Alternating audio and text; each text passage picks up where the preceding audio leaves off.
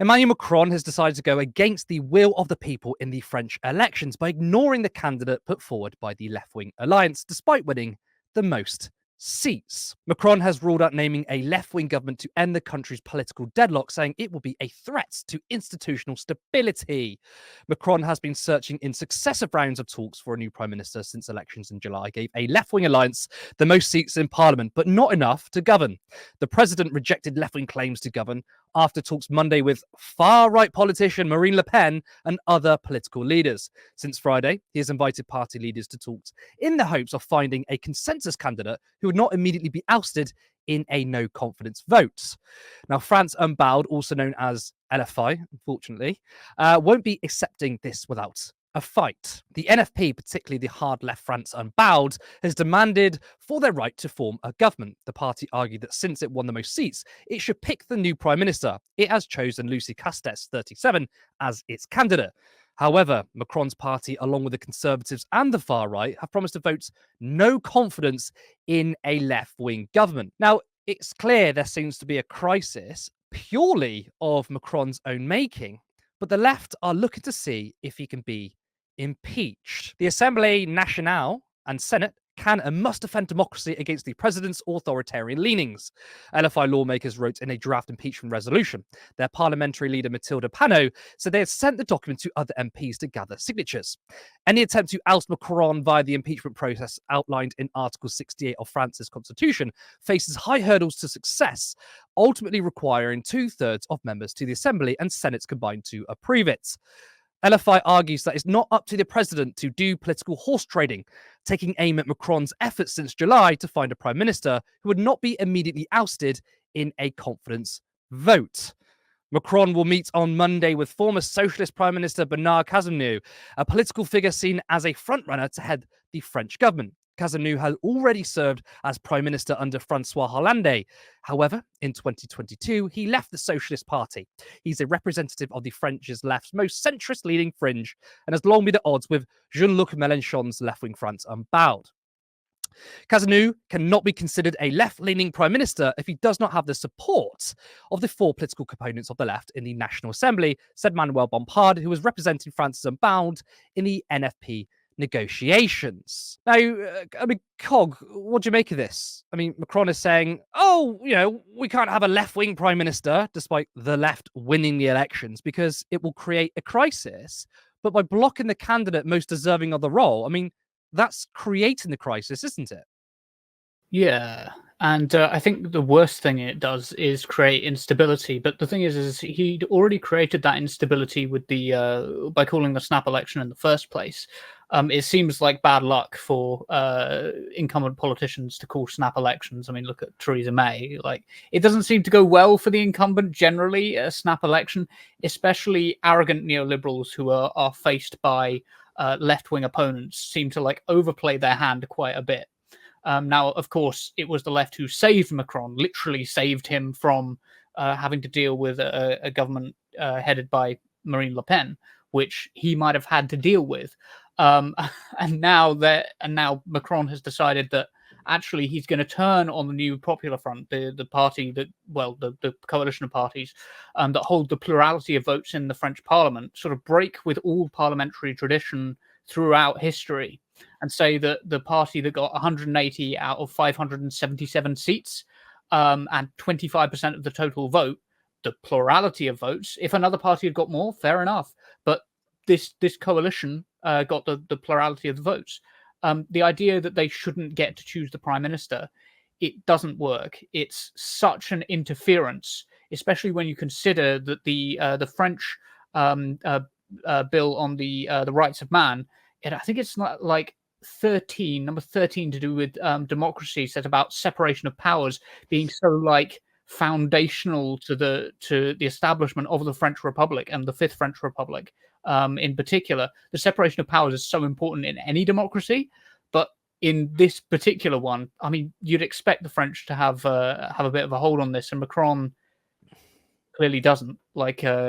He's clearly overplaying his hand, and it's very obvious why. Macron is like a David Cameron figure. He's a free market neolib, but he's also pro reducing the deficit, pro austerity.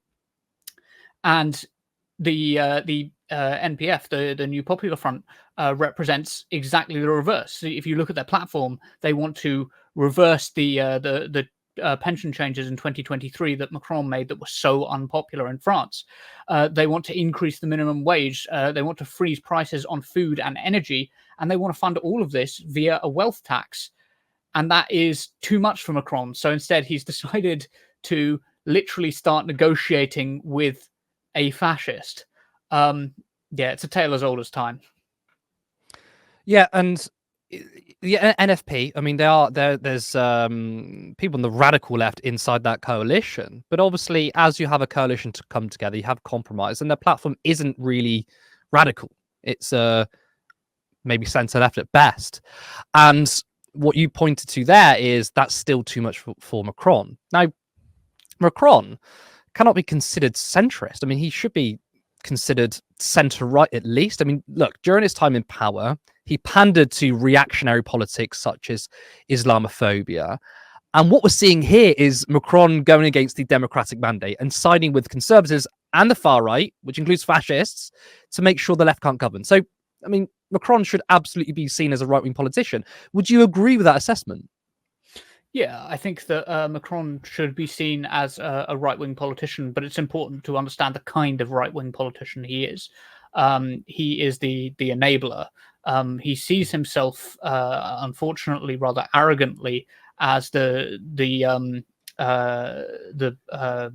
heir to Charles de Gaulle. Like that's how he sees himself. Like France's like big 20th century political figure. Like our equivalent would be Boris Johnson and Winston Churchill. And the danger of turning to wartime leaders for guidance, for our inspiration, is that we tend to, well, I say we, the leaders tend to take on this facade of like wartime politics where you can do things that would only be acceptable in wartime, like interfering with another branch of government in this way instead of letting it play out, because there's no real reason why you shouldn't let it play out. Okay, you think that the government would just collapse in on itself and you'd have to call another election. Okay, that's fine. That creates less instability than if you interfere and use the president's branch of the government to interfere with the parliament. It's such a bad idea. I mean, I think it's clear that using crisis or unstable government is a smokescreen because, as I kind of alluded to earlier, there's a crisis right now. Okay, obviously, you pointed out that Macron kind of started this crisis by calling the election, being very arrogant, losing it. But right now, it's a stalemate because he's denying the democratic will of the people. They should get their candidate, and now he's creating even more crisis. So I think that's a smokescreen. But also, it's interesting because he said Parliament will veto any left-wing candidate. So what's the options here for the left? If the left get their candidate, I can see it being very likely that Parliament will try to oust them because no one, apart from the left wing, wants there to be a left-wing government. Or if Macron still won't support their candidate, what can they do? I mean, are they forced to go ahead with Macron's ideal pick, or what do you see happening? I think they've got to fight tooth and nail against Macron's ideal pick because he's falling into the trap of assuming that the danger comes from the left, and it so rarely does in these situations. He's like straight away fallen into that sort of neoliberal way of thinking that the big threat is going to come from the left, and that the stable thing to do, the thing you can do, is negotiate with the right, but just control them. Just get enough, just a little bit of far right. But all that ends up happening is you end up dragging politics to the right. And you need to understand in any political system, and this is true in the UK as well, you've got to be more scared of the radicals on the side that hold political power. Like if your government leans to the right, then you want to be afraid of radicals on the right. And that's true for many countries throughout the world right now. If your government leans to the left, there are a few countries, then you want to be frightened about radicals to your left, because it's going to be pushing the political spectrum one way or the other. What Macron needs to realize is that you can't control that. You don't want to be pushing to the right, but there's very little that the left-wing coalition can do to actually influence that. At the end of the day, Macron is making the mistake here, not the left-wing coalition. Macron is following in the great centrist tradition of siding with the far right over the left. You sort of alluded to that earlier, and it's happened multiple times throughout history. I mean, in the 1919 German Revolution, it was a socialist revolution in Imperial Germany towards the end of World War II, but they were undermined by the SPD, working with the fascists. In the 70s, you had a Western coup of socialist Allende. He was democratically elected, but was forced out, and Pinochet was installed. He was a fascist dictator. And you have liberals today who largely side with Israel over Palestine. And both liberals and fascists want to protect capitalism. They have a common interest. And the whole existence of liberals and their ideology is to keep to the current system and to sometimes make small changes within it. And fascists have no desire, excuse me, to overthrow capitalism. The ideology of fascism is racism, authoritarianism, and to eliminate what they consider degeneracy. And none of this is in conflict with capital. Now, the left, obviously, we want to change the system and to overthrow capitalism, despite liberals claiming they share the same values of leftists, which is freedom, liberty, tolerance, equality. None of these things really matter to liberals. Their core principle is to only make changes that are within the parameters of the current system. And on the left, we have a critical analysis of the material world. We understand that in order to address the issues of racism, of inequality, we have to address capitalism. But for liberals, they have no understanding or have any analysis of the material world, and it's just vibes. You know, everything's about ideas. Yet they don't understand that ideas are forms from the material conditions people find themselves in. And given the fact that liberals don't have a material basis in the worldview, some believe that all of the issues in the world can be addressed under the current system, and this leads to some of them to come to the conclusion that the left are more dangerous than the right, and that's because only the left want to dismantle current systems and structures, whereas the right don't. And when you take all of that into account, the so-called centrists and liberals say they're the pragmatic ones, but they're just as ideological, if not more, than the left and the right. Yeah, I 100% agree.